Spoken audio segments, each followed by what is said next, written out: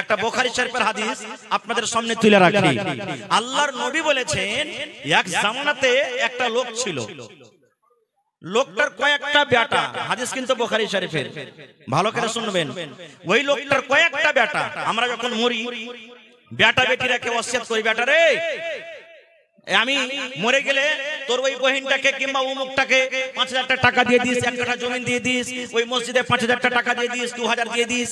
এরকম ভাবে আমরা ওসিয়ত করি কি করি না? তো মরার টাইমে ওর বেটারাকে ডাক দিয়ে লোকটা মরবে, ঠিক ওই টাইমখানে বেটারাকে ওসিয়ত করছেন। কি ওসিয়ত? লোকটা বেটারাকে বলছেন, ও আমার বেটারা, ছেলেরা তোমরা শুনে নাও, আমি হয়তো মরে যাব, আর আমি বেশি দিন বাঁচবো না। বেটারে একটা কাজ করতে হবে রে ধন, আমি যখন মরে যাব, আমার যখন শ্বাসটা বন্ধ হয়ে যাবে, আমার শ্বাস বন্ধ হওয়ার পর খবরদার খবরদার তোমরা আমাকে জমিনে দফন করিও না। মানুষ মরতে গেলে আমরা কোথায় দফন করি ভাই? কবরে, কবরস্থানে, নাকি? কিন্তু লোকটা বলছেন, বেটারে আমার মায়েরা খালারা শোনেন, লোকটা নিজের বেটারা কে ওয়াজ করছেন, বেটারে আমি যখন মরে যাব, আমার মরার পর আমার লাশটাকে খবরদার তোমরা জমিনে দফন করিও না। বেটারা বলছে, হাজি আব্বা, আপনার লাশটা যদি জমিনে দফন না করবো তো কি করবো? বলছে, বেটারে আমার লাশটাকে নিয়ে তোরা চলে যাবি ময়দানে মাঠে, কাঠ জমা করবি, লকড়ি জমা করবি, লকড়ি জমা করবি, বাঁশ জমা করবি, কাঠ জমা করবি, আর লকড়িতে আগুন ধরিয়ে দেবে। আগুন ধরিয়ে দেওয়ার পর আমার এই লাশটাকে তোরা জ্বালিয়ে দেবে, ছাই করে দেবে, পুড়িয়ে দেবে। ছাই করার পর বেটা ধনেরা তোমরা শোনো, আমার কিছু ছাই কটাকে নিয়ে কেউ বাতাসে ছিটকে দেবে, কেউ জমিনে পুঁতে দেবে, আর কেউ কিছু ছাই নিয়ে তোরা সমুদ্রে নদীতে ভাসিয়ে দেবে। বেটারা বলছি, আব্বা গো, কেন এই কাজ করব? আপনার লাশটাকে কেন ভাসিয়ে দেব গো আব্বা? কেন এরকম কাজ করব? কেন আপনি জ্বালাইতে বলছেন? এবার ওই লোকটা বলছেন, বেটারে আমি জীবনে কোনোদিন ভালো কাজ করতে পারিনি রে ধন। জীবনে নামাজ কি জিনিস, জীবনে রোজা কি জিনিস, জীবনে নেকি কি জিনিস আমি জানি না, জীবনে ভালো আমল কাকে বলে যাবি না। জীবনটা আমার গুনার কাজে কেটেছে, জীবনটা আমার গুনার কাজে কেটেছে রে বেটা। আমি কোনোদিন মরার ভয় করিনি, আল্লাহকে দেখে কোনোদিন ডরাইনি, আল্লাহর জীবনে কোনোদিন আমার ভয় হয়নি। কিন্তু ধন রে, এখন আমি মরে যাব, এই মরার টাইমে, মরার সময়তে আমাকে আল্লাহকে বলে ভয় হয়েছে, ডর হয়েছে। আমি আল্লাহর দরবারে খালিস নিয়াতে তওবা করছি। বেটারে আমার লাশটাকে জ্বালিয়ে দিবে রে ধন। যদি আল্লাহ রাব্বুল আলামিন ক্ষমতা রাখেন, কিয়ামতের দিন যদি আল্লাহ আমাকে জীবিত করে দেন, তাহলে আল্লাহ রাব্বুল আলামিন যখন আমাকে হিসাব করবে, আমি হিসাবের জবাব দিতে পারবো না। আমাকে যখন প্রশ্ন করবে, প্রশ্নের আমি উত্তর দিতে পারবো না। এই জন্য রে ধন, আমাকে তোরা জ্বালিয়ে পুড়িয়ে ছাইকে দফন করে দেবে, যেন আমার আল্লাহ আমাকে খুঁজে না পায়। বলছে, বেটারে দফন করবি না, এই লাশটাকে জ্বালিয়ে ছাইকে পুঁতে দিবি, পানিতে ভাসিয়ে দিবি। না হলে যদি আমাকে না জ্বালাস, আমার আল্লাহ যদি ক্ষমতা রাখেন, কিয়ামতের দিন আমাকে জীবিত করে হিসাব ধরবে, আমি হিসাব দিতে পারবো না, জাহান্নাম আমাকে যেতে হবে। আমাকে পুড়িয়ে দিবি আর ছাই ভাসিয়ে দিবি, যেন আমার আল্লাহ আমাকে খুঁজেই না পায়। বলেন তো, ছাই গালা ভাসিয়ে দেওয়ার পর, পুড়িয়ে দেওয়ার পর আল্লাহ তাকে দ্বিতীয়বার জীবিত করার ক্ষমতা রাখেন কি রাখেন না? জোরে বলেন, রাখেন। আপনাদের বিশ্বাস আছে না নেই? আছে, সুবহানাল্লাহ। মত একটা এমন জিনিস ভাই, সবাই দেখে ভয় করে নাকি? ভয় করে না? সবাই ভয় করে, আর বিশ্বাসও আছে। আমরা যখন আমাদের মা বাপ, দাদু দাদি, নানা নানি, উমুক তুমুককে যখন নিয়ে যাই, মনে কত ডর ভয় হয়। আজকে আমি কাউকে কান্দাতে নিয়ে যাচ্ছি, একদিন আমাকে অন্য মানুষের কান্দাতে হবে না? হবে না?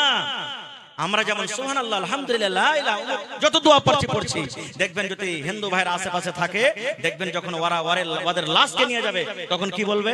রাম নাম সত্য হ্যাঁ, সবকা ইহি গত হ্যাঁ, রাম নাম সত্য হ্যাঁ, সবকা ইহি গত হ্যাঁ। শুনেছেন কোনদিন? তারা বলে রাম নাম সত্য হ্যাঁ। রাম যাকে আমরা বলি আল্লাহ, আল্লাহ হলো সত্য, ভগবান হলো সত্য, সবকা ইহি গত হ্যাঁ। এই যে লাশটাকে নিয়ে যাচ্ছি, এটা হলো সত্য, একদিন সবারই সাথে ঘটবে। আর আল্লাহ কোরআনে বলছেন, কুল্লু নাফসিন যায়কাতুল কি আছে? মত। মত একটা এমন পেয়ালা, এমন শরবত, যে শরবত একদিন পান করতে হবে। না হবে না ভাই? জোরে বলেন, হবে না? হবে না? হবে। সুবহানাল্লাহ। ঠিক লোকটা মরে গেল, বাপ যে বলেছেন আমাকে জ্বালিয়ে দিবি, লাশটাকে নিয়ে মাঠে ময়দানে চলে গেল বেটারা। লোকড়ে জমা করা হলো, লোকড়ে জমা করার পর বাপকে জ্বালিয়ে দেওয়া হলো, লাশ পুড়ে ছাই হয়ে গেল।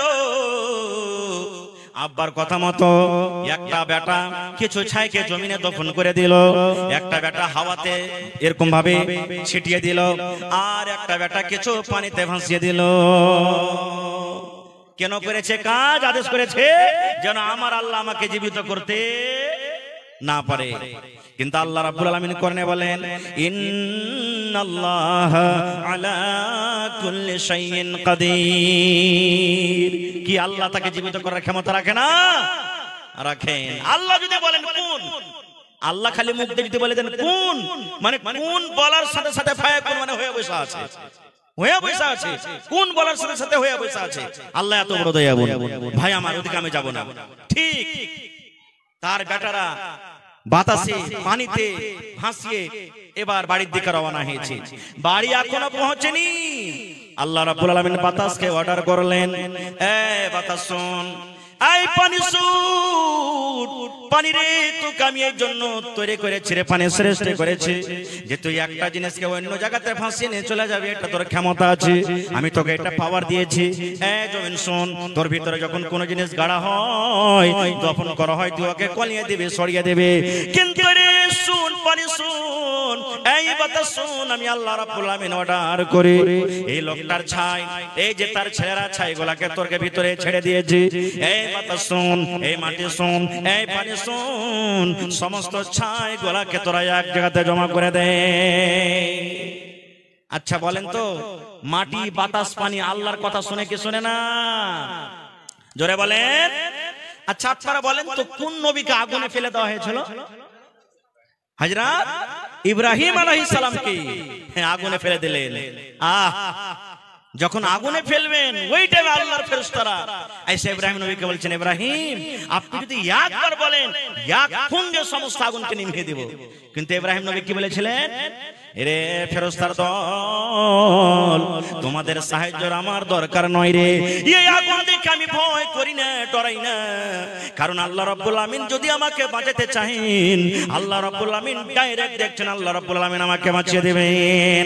যেমন এই কথাটা বলা, আল্লাহ রাব্বুল আমিন এবার আগুনকে ডাকতে বলছেন, ইয়া নার। কি ডাকতে বলছে? ইয়া নার। নার মানে হলো আগুন। হে আগুন, কুনি বারাদাও ওয়া সালামান আলা ইব্রাহিম।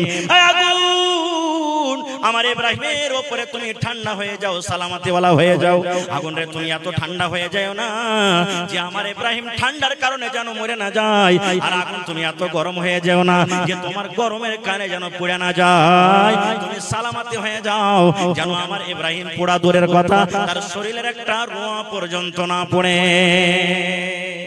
ইব্রাহিম নবী পুড়েছিলেন? জোরে বলেন, পুড়েছিলেন? তাহলে আগুন কার কথা শুনলে?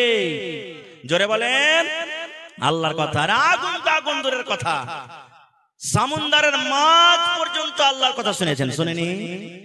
জোরে বলেন, শুনেছে কে শুনেনি? কোন নবীকে মাছে গিলেছিল? ইউনূস নবীকে। মাছে তো গিলে নিলে ভাই, কিন্তু হজম করতে পারে না, মাছ এদিক ওদিক টাপিয়ে বেড়ায়।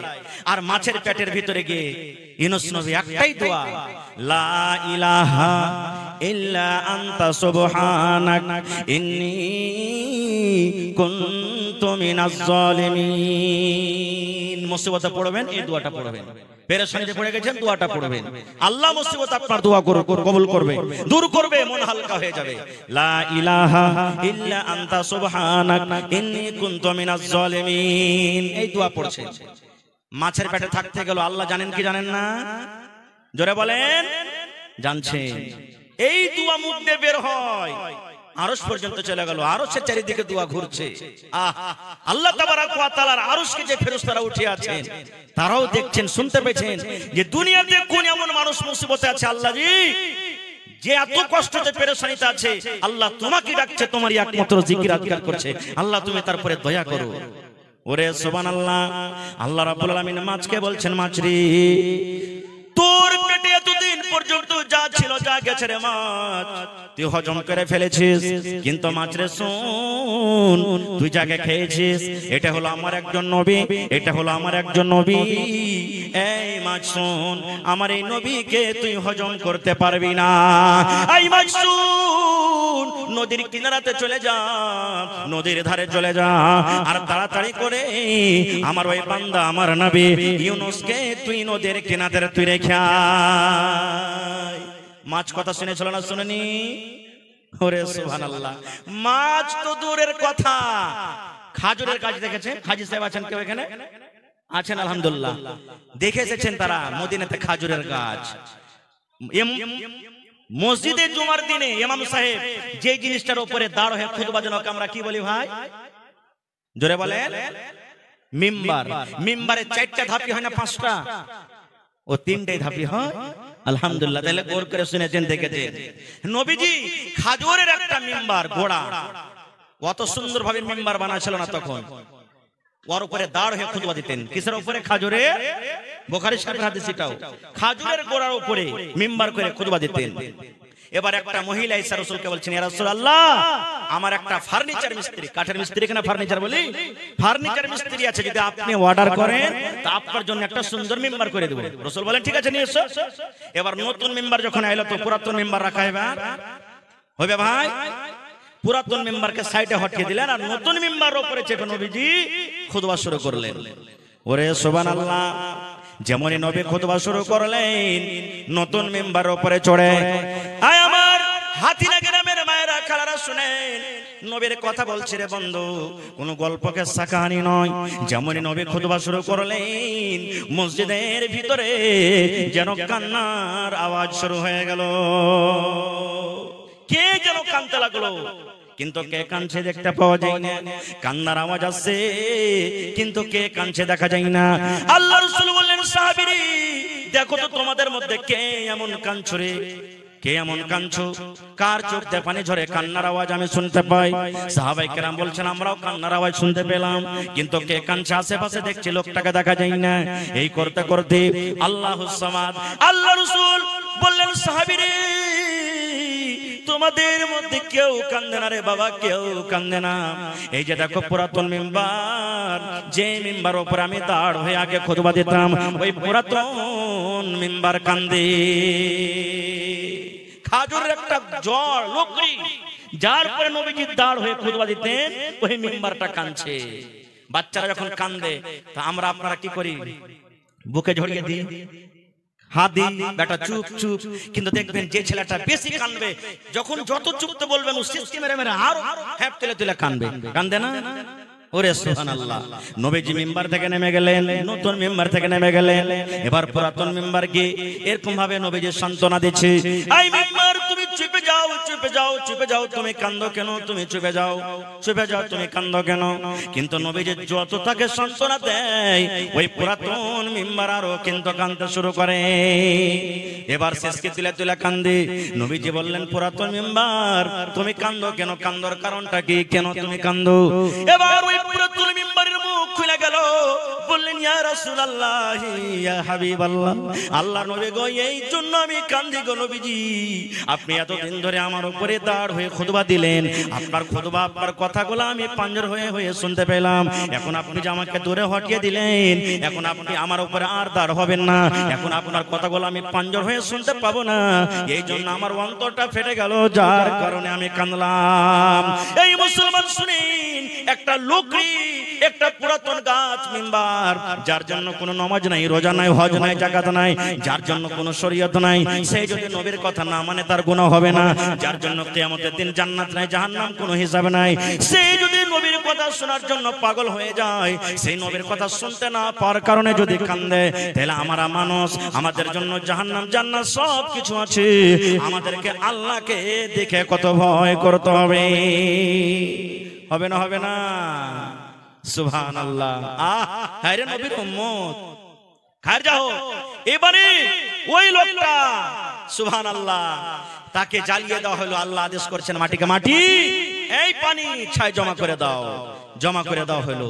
আল্লাহ রাব্বুল আলামিন এবার ছাই গোলাকে বলছেন, কোন কোন মানে তুমি হয়ে যাও মানুষ যেমন আগে ছিলে, যেমনই তাকে আদেশ করা কোন ফায়াকুন হয়ে গেল। এবার যখন লোকটা মানুষ হয়ে গেল, এবারে আল্লাহ রাব্বুল আলামিন তাকে জিজ্ঞাসা করছেন, বান্দারে তোমার ছেলেরাকে তুমি এরকম কাজের কেন আদেশ দিয়েছিলা? এই আমার বান্দা, তুমি তোমার ছেলেরাকে এরকম কাজের কেন আদেশ দিয়েছিলে? এবার লোকটা তখন বলছে, রব্বুল আলামিন তুমি সবে জানছো আল্লাহ যে আমি কেন এরকম আদেশ করেছিলাম। এই আল্লাহ, জীবনে আমি বেশি নেকি করতে পারিনি, আমার জীবনটা গুনাহতে কেটেছে, জীবন আমার গুনার কাজে কেটেছে। আল্লাহ মরার টাইমে, মরার সময় তোমাকে বলে ডর হয়েছে, ভয় হয়েছে, এই ভয়ের কারণে এই আল্লাহ আমার ছেলেরাকে আমি জ্বালিয়ে দিতে বলেছিলাম।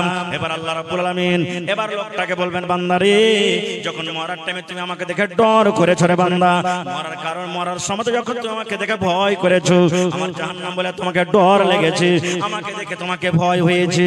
এই আমার বান্দা শুনে নাও, যখন মরার টাইমে তুমি তাওবা নাসুহা করেছো, যাও যাও যাও যাও, আমি আল্লাহ রাব্বুল আলামিন তোমার উপরে দয়া করলাম, তোমার উপরে আমি রহম করলাম, তোমাদের জীবনের গুনাহকে আমি আল্লাহ maaf করে তোমাকে আমি জান্নাতে ঘোষণা করে দিলাম। নারে তাকবীর, সুবহানাল্লাহ। এর নাম হলো কি? আল্লাহর ডর। এর নাম হলো কি? আল্লাহর ভয়। আপনি চুরি করতে চলে গেলেন, ডর হয়ে গেল ভিতরে, রাস্তা থেকে ঘুরে চলে এলেন, কি পাবেন আপনি? কি পাবেন? জোরে বলেন, কি পাবেন? চুরি করতে গেলেন গরু, মাছ চুরি করতে গেলেন, জাল চুরি করতে গেলেন, রাস্তাতে ডর হয়ে গেল, চুরি করলে আল্লাহ তো কিয়ামতের দিন বিচার করবে, না করব না, ঘুরে চলে এলেন। মোবাইল চুরি করতে গেলেন, মোবাইল হাত ঝুলিয়ে নিয়েছেন, আরে কেউ না দেখতে গেল, কে দেখছেন? জোরে বলেন, আল্লাহ, না চুরি করব না, নেকি পাবেন আপনি। চুরি করতে গেলে নেকি পাবেন, কিন্তু হ্যাঁ চুরি করতে গেলে এদিক ওদিক দেখছেন লোক পহারা আছে, জোগাইছে লোক, এবার ফাঁক পেলেন না, চুরি করতে পেলেন না, চুরি না করতে গেলেও গুনাহ হবে, কারণ ফাঁক পেলে তো ছাড়বেন না আপনি। ফাঁক পেলেন না বলে চুরি করলেন না, ফাঁক পেলেন না বলে চুরি করলেন না, ফাঁক পেলে তো চুরি করে নিতেন। এই জন্য রাসূল বলেছেন গুনাহ হয়ে যাবে। একটা বুখারী সাহেবের হাদিস বলছি, এই যুবক ভাইয়েরা, এই যৌবন কালটাকে কামে লাগানো ভাই। আল্লাহর নবী বলেছেন বনি ইসরাইলে তিনটা লোক ছিল। কয়টা লোক ভাই? জোরে বলেন, তিনজন লোক সফর করছেন, রাস্তাতে হাঁটছেন, হঠাৎ কোন দিক থেকে ঝড় বৃষ্টি, পানি চালু হয়ে গেল। লম্বা হাদিস, ছোট্ট করে বলবো। পানি যদি হয়, আশেপাশে বাড়ি আমরা দেখবো না, গাছের তলাতে যাব না, কিন্তু শুনেন, যারা বৈজ্ঞানিক তারা বলছেন যখন ঝড় বৃষ্টি হবে খবরদার কোনো গাছের তলাতে দাঁড় হইও না, গাছের তলাতে দাঁড় হইও না, বিজলির খাম্বার পাঞ্জরে দাঁড় হইও না। যখন বৃষ্টি হবে মোবাইলে তুমি গল্প করিও না, কেন? ওই টাইম খানে সমাতে চমকা বিজলি পড়তে পারে আপনার গাছের উপরে, মোবাইলে আপনার কানেকশন আছে, আপনার ক্ষতি হইতে পারে, মোবাইল ফাটতে পারে, এই জন্য মোবাইলে গল্প করবেন না। এই সমস্ত জিনিস থেকে বাঁচতে হবে। তো এবার তিনটা লোক দেখছে ঝড় চালু হয়ে গেল, আশেপাশে কোনো জায়গাতে গাঁ গ্রাম বাড়ি কিচ্ছু দেখা যায় না, কোথায় লুকাবি রে, চল। নবী বলেছেন তিনজন লোক দৌড়াতে দৌড়াতে দৌড়াতে দৌড়াতে একটা গর্ত পেল, একটা খাল পেল, গর্ত পেল, গর্তের ভিতরে তারা ঢুকে গেল। এখন বৃষ্টি থামবে, আমরা চলে যাব, এই গর্ততে আমাদের জান বেঁচে যাবে, প্রাণ বেঁচে যাবে। ওরে আল্লাহ, আল্লাহর নবী বলেছেন যেমনই তারা গর্তের ভিতরে ঢুকে যাওয়া, পাহাড়ের উপর থেকে একটা পাথর গড়তে গড়তে গড়তে গড়তে, ওরে সুবহানাল্লাহ, ওই গর্তের মুখ কিন্তু বন্ধ হয়ে গেল। মানুষ বলে যে যেখানে বাঘের ভয় হয়, যে তাড়াতাড়ি করে পালাবো, ওই জায়গাতে বাঘ থাকতে পারে জঙ্গলে, ওইখানেই আপনার রাইট হবে কিংবা গাড়ি খারাপ হবে। জান বাঁচাবো বলে গর্ততে ঢুকলেন, সুবহানাল্লাহ, উপর থেকে পাথর গড়তে গড়তে গর্তের মুখ কি হলো, বন্ধ হয়ে গেল। এরা তিনজন গর্ততে পড়ে কইছে, আরে কি হলো রে ভাই রে, জান বাঁচাবো বলে এই গর্ততে ঢুকলাম, আর এখন গর্তের মুখ যে বন্ধ হয়ে গেল, কেমন করে বাড়াবি? এক কাজ করে ঠেল তিনজনাতে, হঠাৎ পাথরকে শক্তি লাগিয়ে তিনজনে ঠেললেন, কিন্তু এক ফোঁটা হিললো না, কিচ্ছু হলো না। এবার তারা তিনজন গর্ততে পড়ে পড়ে আফসোস করে বলছে, কি ভাইরে, জীবনে বুঝি না আর মার মুখ দেখতে পাবো না, জীবনে মনে হয় আর ছেলে মেয়ের মুখ দেখতে পাবো না, জীবনে আকাশের আর মুখ দেখতে পাবো না, সূর্য চাঁদ দেখতে পাবো না মনে হয়, আর ছেলেরাকে ছেলে বলে মনে হয় আর রাখতে পাবো না, কারণ এই কবর আমাদের হয়ে যাবে, এই গর্ত আমাদের কবর হয়ে যাবে, এই গর্ততে আমরা থেকে মরে যাব, আর দুনিয়ার মুখ দেখতে পাবো না। আফসোস করে আছে। আর আফসোস হবে না ভাই? হবে না? হবে না? হবে। এবার নবীজি বলেছেন তিনজনের মধ্যে এক অপরকে বলা বলে শুরু করলো, আরে ভাই দুনিয়াতে আর কেউ নেই রে ভাই যে বাঁচাবে, যদি আমাদেরকে বাঁচায় আমাদের হেফাজত করেন কে করবে? জোরে বলেন কে করবেন? আল্লাহ। আরে ভাই দুনিয়াতে এরকম কোন নেকির কাজ করেছিস, ওই কাজটাকে বল আল্লাহর সামনে রাখ, আর আল্লাহকে বল যে আল্লাহ এই কাজটা যদি তোমাকে খুশি করার জন্য করে থাকি, আল্লাহ এই মুসিবত থেকে তুমি বাঁচিয়ে লাও, কারণ এই পাথর আমরা হটাতে পারি না, পাঞ্জর দিয়ে কেউ চলে যায় হেঁটে, ডাকলে শুনতে পাবে না, কিন্তু আল্লাহ তো শুনতে পাবেন, এই জন্য আল্লাহর সামনে রাখ। তিনজনের কথা বলবো না, তিনটার মধ্যে একটা লোকের কথা বলবো। তিনজনের মধ্যে একজন বলছেন, ভাই রে আমার একটা কাকাতো বোন ছিল। কাকাতো বোন বুঝেন? চাচাতো বহিন যাকে আমরা বলি, চাচার বেটি।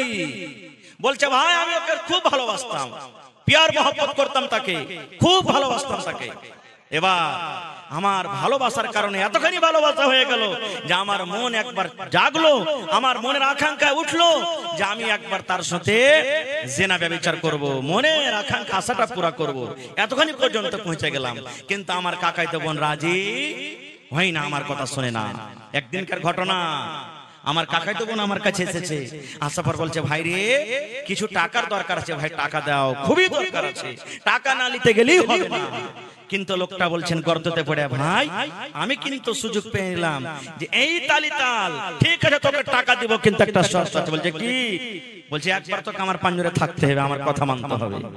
আমার কাকাইতো বোনের কাছে এমনই মজবুরি যে আমার কথাতে রাজি হয়ে গেল, কারণ তার টাকার দরকার আছে, রাজি হয়ে গেল, কথাবার্তা ফিট হয়ে গেল, অমুক দিন অমুক টাইম অমুক জায়গাতে আমাদের দুইজনের মিলন হবে।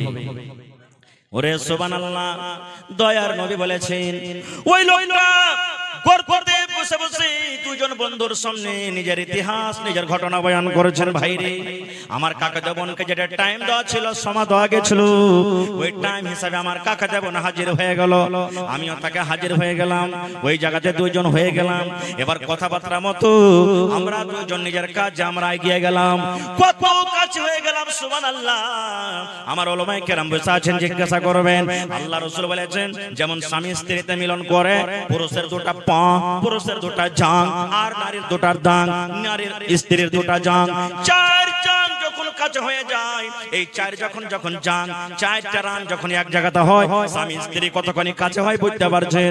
আল্লাহ রাসূল বলেছেন, ওই লোকটা বলছেন ভাই রে আমার কাকাতো বোনের সাথে আমি মিলন করার জন্য এত কাছে হয়ে গেলাম, এত কাছে হয়ে গেলাম, আমার দুটা জাং, আমার কাকাতো বোনের দুটা জাং, চার জাং কিন্তু এক জায়গাতে হয়ে গেল। এবার আমরা কাজ শুরু করতে যাব, এরকম টাইমে আমার কাকাতো বোন কাঁদতে লাগলো, চোখ দিয়ে ঝরঝর ঝরঝর করে পানি ঝরতে লাগলো। এইবারে আমি তাকে জিজ্ঞাসা করলাম, বোন রে তুমি কেন কাঁদো? তোমার সাথে আমি জবরদস্তি করিনি, রাজি খুশিতে তুমি আমার কাছে এসেছো, কি ব্যাপার তুমি কাঁদো কেন? কান্নার কারণটা কি? এবার লোকটা গর্ততে পড়ে পড়ে বলছেন, আল্লাহ আমার ভাইরা শোনো, ওই আমার কাকাতো বোন আমাকে বলতে লেগেছে, ভাই রে যে কাজটা তুমি করছো এটা ঠিক কাজ নাই রে ভাই। এই ভাই যে টিপে তুমি খোলো, যে বোতলের মুখ তুমি খোলো, এটা শুধু অধিকার আছে আমার যে স্বামী হবে, যে আমাকে মোহর দিয়ে বিয়ে করবে, আমি যার স্ত্রী হব, যে আমার স্বামী হবে, ওরে শুধু এটা হক, ওই ছাড়া দুনিয়ার এটা কোনো মানুষের জন্য জায়েজ নয়। ভাই রে তুমি যে আজকে আমার সাথে এই কাজটা করছো, দুনিয়ার কোনো মানুষ না জানতে গেল, দুনিয়ার কোনো মানুষ দেখতে না গেল, আল্লাহ জানছেন, আল্লাহ দেখছেন। এই জন্য ভাই আমি তোমাকে বলি আমার এই ঠেপে তুমি খুলিও না, আমার শুধু তুমি ব্যভিচার করিও না ভাই, তুমি আল্লাহকে দেখে ভয় করো। নারে তাকবীর। কাকে দেখে ভয় করতে বললেন? জোরে বলেন, আল্লাহকে দেখে ভয় করো। এবার লোকটা বলছেন, ভাই রে যেমন আমাকে বললেন আল্লাহকে দেখে ভয় করো, ডর করো, এত কাছে থাকা সত্ত্বেও আমি তার সাথে আর জিনা ব্যভিচার করলাম না, আর জিনা ব্যভিচার করলাম আমি ছেড়ে দিলাম, যা বোন তোকে আজাদ করে দেব, আর যে টাকা তোকে দিয়েছিলাম সে টাকাও ছেড়ে দেব, তোকে ফেরত নিব না। এবার ঘটনাটা বলার পর আল্লাহকে বলছেন, আল্লাহ জি এই গর্ততে পড়ে আছি আল্লাহ, এই খালটাতে পড়ে আছি আল্লাহ, এই রব্বুল আমিন এই কাজটা যদি তোমার ভয়ের কারণে করে থাকি আল্লাহ, হে আল্লাহ যদি এই কাজটা আমি তোমাকে ডরের কারণে, তোমার জাহান্নামের ভয়ের কারণে করে থাকি আল্লাহ, আজকে যে মুসিবতে আমরা পড়ে আছি দয়া করে তুমি এই মুসিবত থেকে আমাদেরকে বাঁচিয়ে নাও। দয়ার রাসূল বলেছেন যে যেমনই এই নিজের ঘটনাটা আল্লাহর সামনে রাখা, পাথর যেই পাথর তিনজনে হটাতে পারলো না, এক চুল পরিমাণ হটলো না, পাথর সরসর সরসর করে হটতে হটতে তিন ভাগ করে এক ভাগ পাথর আপনি ফেটে গেল। দেখলেন আল্লাহকে দেখে যদি ডরান, আল্লাহকে দেখে যদি ভয় করেন, আল্লাহ তাবারাক ওয়া তাআলা দুনিয়ার মুসিবত আমার আপনার আল্লাহ দূর করে দিবেন। যেমন এই ঘটনা থেকে আমরা বুঝতে পারলাম। আর একটু আগে চলে, আল্লাহ রাব্বুল আমিন এই পৃথিবীতে জান্নাতের অনেক নিয়ামত দান করেছেন, তার মধ্যে হলো একটা কি দুধ। দুধ হলো আল্লাহর একটা বড় নিয়ামত। আপনার এলাকাতে যারা দুধ বাড়িতে রাখছে বা বেচছে, দইয়েরকে দিচ্ছে, পানি মিশাল করে না ভাই? কিন্তু এটা গুনার কাজ, পাপের কাজ। দুধে পানি মিশাল করিয়েন না ভাই জীবনে। হ্যাঁ বাড়িতে খাইবেন মিশাল করেন, মানা নাই। 1 কিলো আছে 1 কিলো পানি মিশাল করে দেন, বাড়িতে না খাইবেন বেশি করার জন্য। কিন্তু দুধে পানি মিশাল করব আর দিয়া বিক্রি করব, বেশি ওজন হবে, টাকা বেশি হবে, এটা হলো গুনার কাজ, হারাম, এটা চলবে না। হায়রা তোমার ফারুক রাদিয়াল্লাহু তাআলা আনহু যখন খলিফা হলেন, রাস্তা দিয়ে একদিন হেঁটে চলেছেন, গ্রামে গ্রামে হাঁটছেন, কে জানি কোন বাড়িতে খাবার আছে, কে পেরেশানিতে আছে, কার স্বামী বাড়িতে নাই কষ্টতে আছে, এগুলা দেখাশোনার জন্য নিজের গদ্দি নিজের সিংহাসন ছেড়ে গ্রামে গ্রামে হাঁটছেন। হাঁটতে আছেন রাতের বেলাতে, রাতে আপনি শুয়ে থাকবেন, বসে থাকবেন বাড়িতে, রাস্তা দিয়ে কে হেঁটে গেল না গেল আমি আপনি জানতে পারবো ভাই?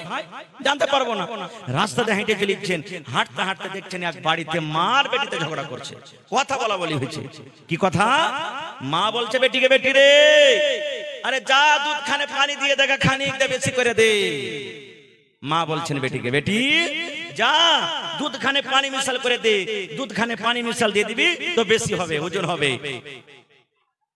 এবার বেটি কি বলছেন, মাকে কেমন কথা বলছিস, দুধে কি পানি মিশাল করতে হয়? তোমার ফারুকের মুখ থেকে শুনিসনি যে দুধে পানি মিশাল করতে হবে না, এটা হলো গুনার কাজ, পাপের কাজ, এতে গুনাহ হবে, আমি পারবো না এটা কাজ করতে। এবার মা তখন বলছেন, বেটি রে এখন ওমর ফারুক দেখতে পাই না, ওমর ফারুক কিন্তু এখন শোনে না, ওমর ফারুক এই জায়গাতে নাই, যারা বেটি যা যা যা আর দুধে তুই পানি মিশাল করে দে, যা। ওমর ফারুক তো দেখতে পাই না এখন, আর ওমর ফারুক এখানে নেই, ও জানতে পারবে না আমরা কি করব না করব, যা পানি মিশাল করে দেগা। কিন্তু ওমর ফারুক রাদিয়াল্লাহু তাআলা আনহু তাদের দরজাতে দাঁড় হয়ে শুনছে। এবার সুবহানাল্লাহ, এ আমার মায়েরা খালারা, বেটিরাকে পড়ান, বেটিরাকে যদি পড়াইবেন সমাজ থেকে বুরাই শেষ হবে, সমাজ থেকে যেগুলা বেধর্মী কাজ, শরীয়ত বিরোধী কাজ আস্তে আস্তে দূর হয়ে যাবে।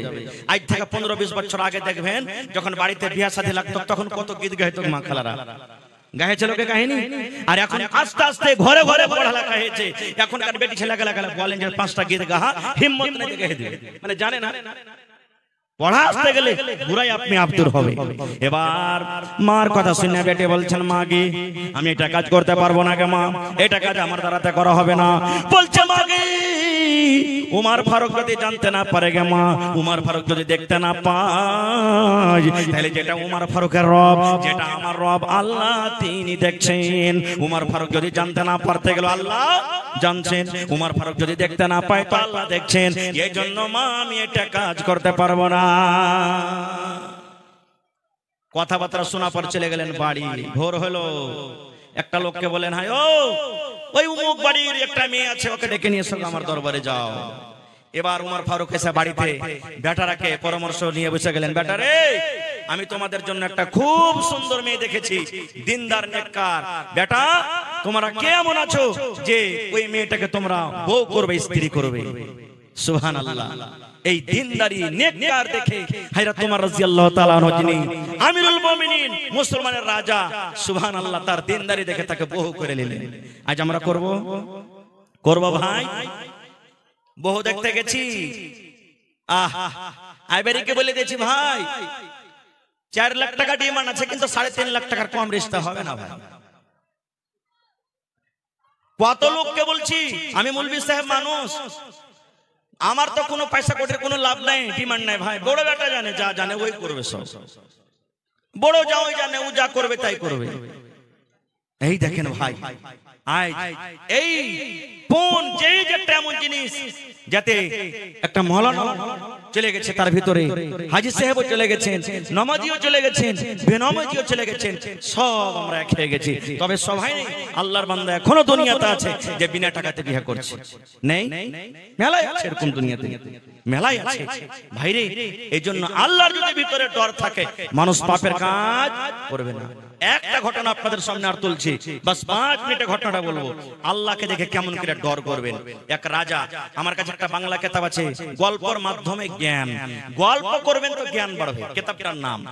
আমাদের গল্প খালি উমুক হাজি এরকম হবে, ওই মৌলবীটা তো ওয়াজ করছে ভালো, সারা উইয়ের কুমোর কুমবে, নামাজ পড়ছে, ওর দাড়িতে বড় বড়, ওর নামাজে কান দিবে না। এগুলা গল্প নাকি? মানে এক অপরের খিপত করা আমাদের গল্প। কিন্তু ওই কিতাবে লিখছেন যে এক রাজা নিজের গদ্দিতে বসে আছেন, একটা ফকির চলে এসেছে চাইতে। আচ্ছা বলছে, রাজা মশাই আমাকে কিছু দেন, ভিক্ষা দেন। রাজা যা তাওয়ার দিলেন। এবার রাজা বলছে, হারে বাবা, তুমি তো দরবেশ ফকির মানুষ, তো তুমি আমাকে এমনই কোন একটা মন্ত্র দিয়ে যাও, যে মন্ত্রটা যদি আমি পড়ি তা আল্লাহর ডর ভিতরে আমার ঢুকবে। মদ বলে আমার ডর হয় না, এরকম তুমি কোন মন্ত্র দিয়ে যাও তো। ফকির বুঝা সুঝা করে কইছে, হারে ই হলো একটা রাজা আর আমি হলো একটা ফকির, আমার মতন লোকের কাছে মন্ত্র শিখবে।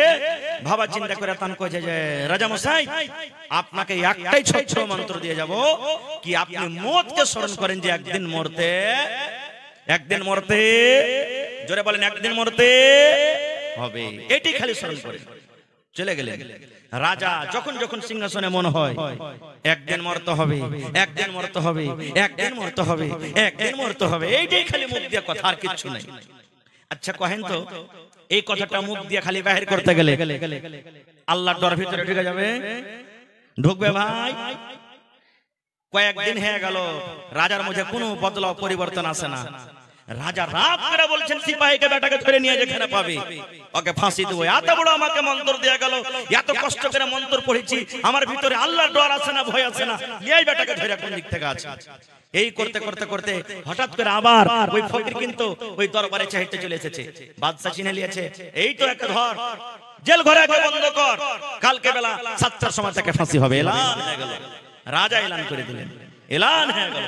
আপনারা বলেন, মানুষকে যখন মারা হয়, মরবে মানুষ, ওর আখরি খাইশ, আখরি আকাঙ্ক্ষা, শেষ আকাঙ্ক্ষা জিজ্ঞাসা করা হয় না, হয় না? হয়।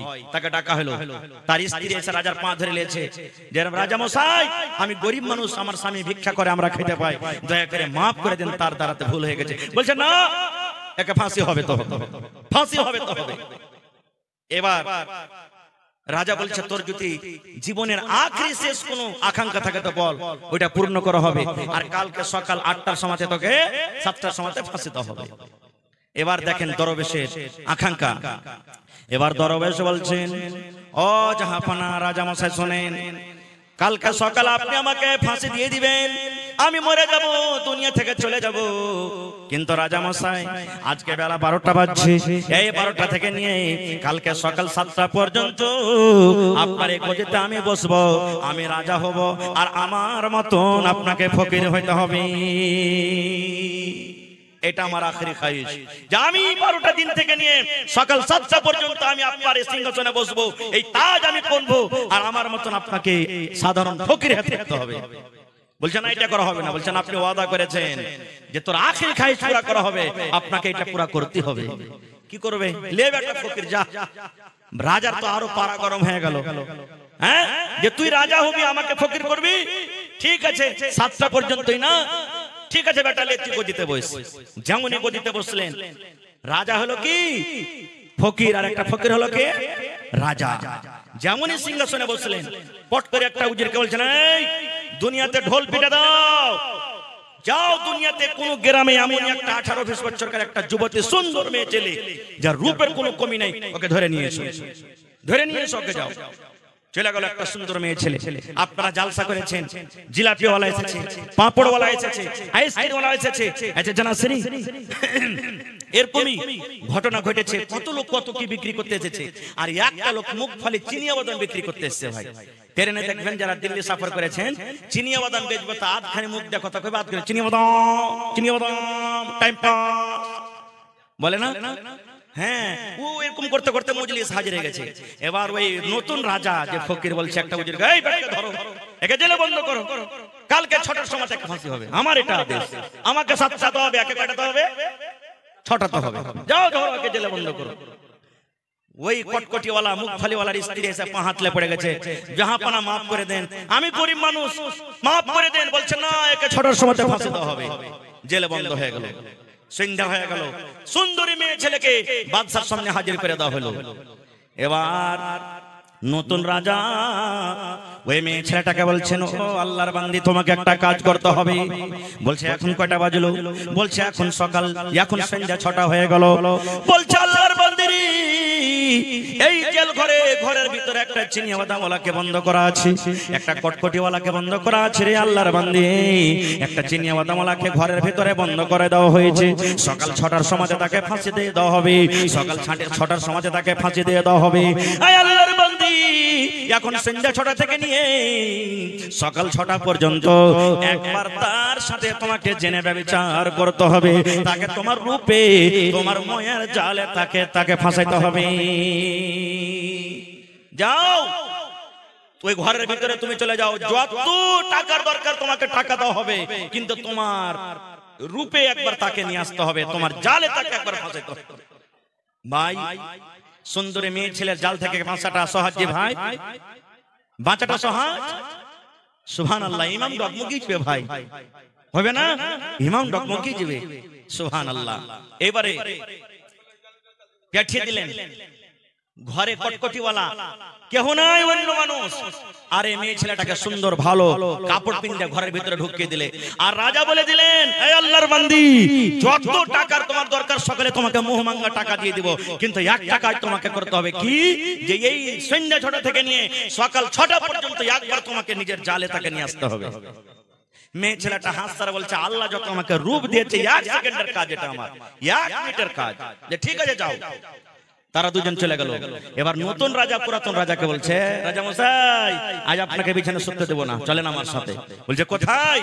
বলছে আমরা ওই ঘরের ভিতরে একটা জানালা আছে, একটা সুন্দর একটা ছেত্র আছে ছোট্ট করে, ওই ছেত্র দিয়ে আমরা দেখবো যে তারা দুজন ঘরের ভিতরে কি করছে। হ্যাঁ, পুরাতন রাজা বলছেন, আল্লাহ তোর চক্করে পড়ে কি ভেজাল লাগলো, ঠিক আছে চল। চলে গেল। ওরা কিন্তু দুজন জানে না ঘরের ভিতর থেকে যে দুইজন রাজা আমাদেরকে দেখছে। এবার ওই মহিলা, ওই বেটি ছেলেটা, এবার ওই ছেলেটাকে বলছে, রে চিনিয়া বাদামওয়ালা, এই কটকটিওয়ালা, আমি একটা সুন্দর মহিলা, সুন্দর বেটি ছেলে, আয় তুই আমার কাছে একবার আয়, আমার কাছে তুই আয়, আমার সাথটা তুই নিয়ে নে, আমার কাছে থেকে তোর মনের আকাঙ্ক্ষাটাকে একটা পূর্ণ করে নে। এবার চিনিয়া বাদামওয়ালা বলছেন, না না না না না না, আমি এটা কাজ করতে পারবো না, আমি তোমার সাথে যাব না, আমি তোমার কথা শুনবো না। এই করে করে রাত 2টা হয়ে গেল, 3টা হয়ে গেল, ফজরের আযান হয়ে গেল। আসসালাতু খায়রুম মিনান নাওম, ফজরের আযান হইতে লেগেছে। এবার ওই মেয়ে ছেলে বলছে, চিনিয়া বাদামওয়ালা রে, সকাল 6টাতে তোকে ফাঁসি হয়ে যাবে, জীবনের সাজটা তুই একবার নিয়ে আলে রে, আমি একটা কে জিনিস, আমি একটা কেমন মাল, আয় তুই আমার কাছে আয়, একবার সামান্য জেনা করে নে, আর তুই জীবনে কোনোদিন স্ত্রীর মুখ দেখতে পাবি না, স্ত্রীর কাছে থাকতে পাবি না, আয় আয় আয়, শেষ দেখা আমার কাছে তুই করে নে। এরকম ভাবে কান্নাকাটা করে, কিন্তু ওই লোকটা চিনিয়া বাদামওয়ালার চোখ যে ঝরঝর ঝরঝর করে পানি ঝরার বলে, আল্লাহর বান্দে রে, তুমি আমার কাছ থেকে দূরে থাকো, দূরে থাকো, কারণ তোমার সাথে আমি এই পাপ করতে পারবো না। আর নতুন রাজা, পুরাতন রাজা গোটা রাত কেটে গেল, তারা ওই সুরাগ দিয়ে, ছিদ্র দিয়ে তারা কিন্তু দেখে। এই করতে করতে যখন সকাল 6টা হইতে লাগলো, ওই টাইমখানে তখন মেয়ে ছেলেটা বলছে, আল্লাহর বান্দা, গোটা রাত কেটে গেল, তুমি আমার সাথে একবারও কেনে এলে না, আমি কেমন জিনিস তুমি আমাকে দেখলে না। এবার চিনিয়া বাদামওয়ালা বলছে, এরে আল্লাহর বান্দি, জীবনে কত গুনাহ গুনাহ করেছি, পাপ করেছি, আমার সামনে মত হাজির হয়ে গেছে, আমার সামনে মত খাড়া হয়ে আছে, আমাকে সকাল 6টার সময়তে ফাঁসি হয়ে যাবে। আজকে রাতের বেলাতে তোমার সাথে যদি আমি জেনা ব্যভিচার করি, আমি গুনার হালাতে যদি আল্লাহর দরবারে চলে যাই, আল্লাহ আমাকে জিজ্ঞাসা করবে, বান্দারে জীবনে তুমি কোনোদিন নেকির আমল করনি, নেক কাজ করনি, গুনাতে তুমি ডুবে থেকেছো, আর মরার টাইমে মত তোমার সামনে আছে, তবে একটা গুনাহ থেকে তুমি বাঁচতে পারলে না। না না, আমি এটা কাজ করব না। আমি জীবনে কত গুনাহ করেছি, কি করেছি আল্লাহ জানে, আমি আল্লাহর কাছে মাপ চাই। আর আমি মতকে সামনে দেখে আল্লাহর ডরে, আল্লাহর ভয়ে তোমার সাথে আমি জেনা ব্যভিচার করতে পারবো না। রাত কেটে গেল, 6টা হয়ে গেল। এবার নতুন রাজা বলছেন পুরাতন রাজাকে, রাজা মশাই সিপাহী একটা পাঠিয়ে দেন আর বলেন যে তারাকে আজাদ করে দেওয়া হবে, আর ফাঁসি দেওয়া হবে না। এবার ঠিক 7টা যখন বাঁচলো, ওই ফকির নিজের তাজ, নিজের সিংহাসন পুরাতন রাজার মাথাতে দিয়ে ওকে হাত কান ধরে গদিতে বসে বলছেন, মহারাজ আমার টাইম 7টা হয়ে গেছে, আপনি এখন আমাকে ফাঁসি দিয়ে দেন, আপনাকে হার রুখবো না। যেমন কথাটা বলা, পুরাতন রাজার চোখ দিয়ে ঝরঝর ঝরঝর করে পানি ঝরতে লাগলো। এবার পুরাতন রাজা বলছেন, এরা দরবেশ, তুই এরকম করে আমাকে বুঝাবি, আমি জীবনে কোনোদিন ভাবতে পারিনি রে, ভাবতে পারিনি। তুই যে আমাকে মত বলে ডরাইতে হবে, মতকে স্মরণ করতে হবে, একদিন মরতে হবে, এই মন্ত্র দিয়ে গেলি, কিন্তু কেমন করে মত দেখে ডরাইতে হবে, কেমন করে মতকে স্মরণ করতে হবে, আল্লাহকে কেমন করে ডরাইতে হবে, আমি চিনিয়া ও দামওয়ালার কাছে আখরাতে আমি শিখে নিলাম। ভাই আমার, অনেক ঘটনা আছে এরকম। শেষ কথা, শেষ পাইগাম যে আল্লাহ তাবারাক ওয়া তাআলাকে দেখে ডরাইতে হবে, ভয় করতে হবে। আল্লাহ ছাড়া অন্য কাউকে দেখে ডরাইতে হবে না, ভয় করতে হবে না। আল্লাহকে ডরাবেন, আল্লাহকে দেখে ভয় করবেন, জাহান্নামের ভয় হবে, তাহলে দুনিয়ার পাপ থেকে আমি আপনি দূরে থাকতে পারবো। আর আল্লাহর ডর যদি আমার আপনার ভিতরে না যায়, দুনিয়ার কোনো পাপ থেকে আমরা বাঁচতে পারবো না। খুব ভাই, অনেক আপনারা দান করেছেন, আলহামদুলিল্লাহ। মসজিদটা কার ঘর? আর আমরা কার বান্দা? আল্লাহর বান্দা। মসজিদও আল্লাহর ঘর, সুবহানাল্লাহ। দুনিয়াতে যত বড় বড় বিল্ডিং বানান, মানা নাই, কিন্তু এই বিল্ডিং এর এলান নবী করেননি। 1400 বছর আগে নবী এলান করে দিয়েছেন, মান বানা লিল্লাহি মসজিদান বানাল্লাহু লাহু বাইতান ফিল জান্নাহ।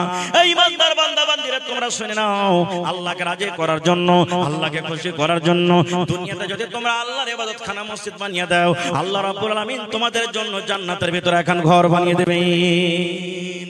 দুনিয়াতে মসজিদ বানাবেন, আল্লাহ আখিরাতে আপনার জন্য জান্নাতে ঘর বানিয়ে দিবেন। ভাই মুসলমান, দেখি জান্নাতে ঘর নেওয়ার কার আশা আছে? যদি মানুষ ইচ্ছা করেন, আমি একাই টাইলসে যা টাকা লাগবে আমি দিয়ে দেব, দিয়ে দিতে পারেন। আল্লাহ মানুষকে ক্ষমতা দিয়েছে। মাওলানা, আমরা 4 ভাই